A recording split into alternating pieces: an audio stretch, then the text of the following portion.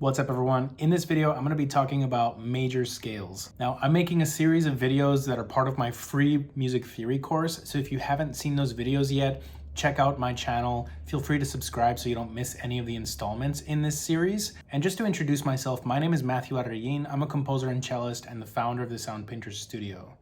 I got my PhD in music composition at Northwestern University, and now I'm on a mission to help composers and musicians to gain the skills and confidence to be able to bring their music to life and make informed choices to add emotional depth to their music.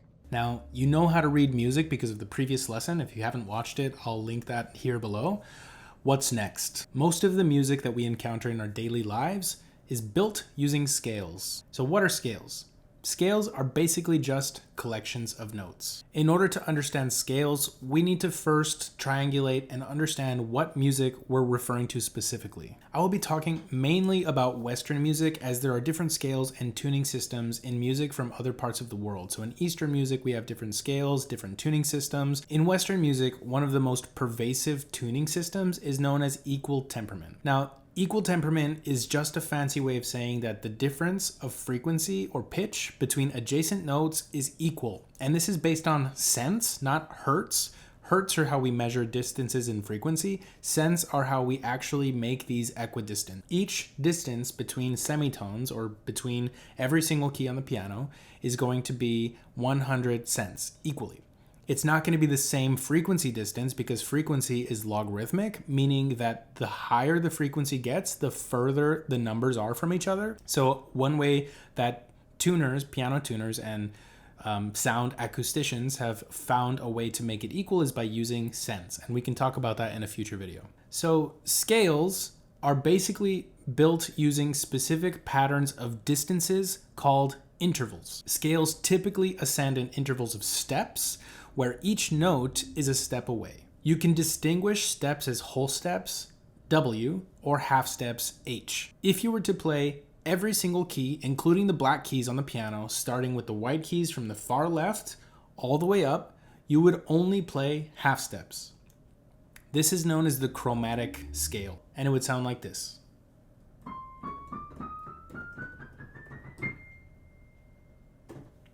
The two most common scales that you're going to find in Western music are the major and minor scales. Let's focus first on major. The configuration of whole steps and half steps for major are whole, whole, half, whole, whole, whole, half.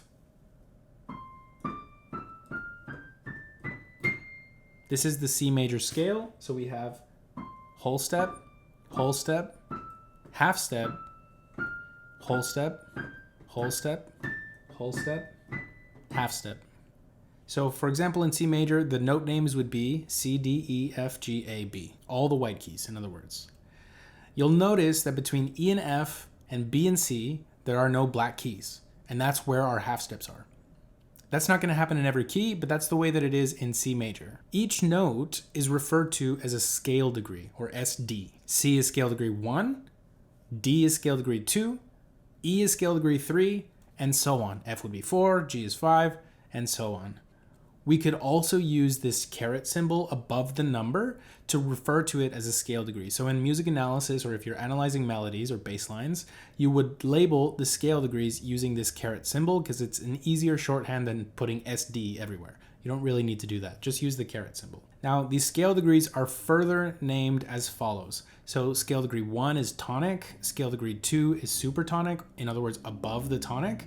Scale degree 3 is the median, scale degree 4 is the subdominant, scale degree 5 is the dominant, scale degree 6 is the submedian, scale degree 7 is the leading tone. Now, sometimes people get mixed up with some of these, specifically the median and the submedian. The way that I like to remember is that the median is above the tonic by a third and the submedian is below the tonic by a third. The subdominant is just below the dominant, so 4 is just below 5. The supertonic 2 is just above the tonic 1, and then the leading tone can only be scale degree 7. So that's the best way that I can remember. Now I'm going to play a couple of quick examples on the piano just to give you a sense of how the major scale would sound in a musical context.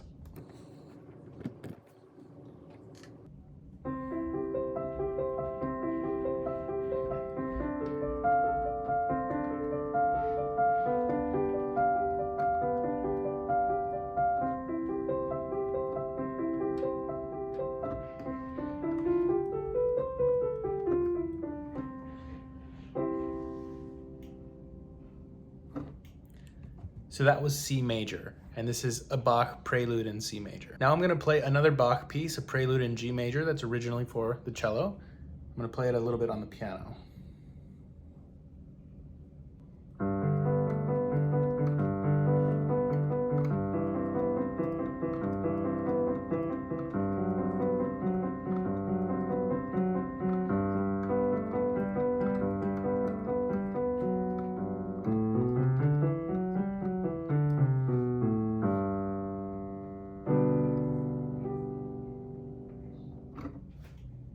In the next lesson, I'm going to introduce the minor scale and the variants that we have for the minor scale, as well as introduce key signatures and the circle of fifths. See you in the next video.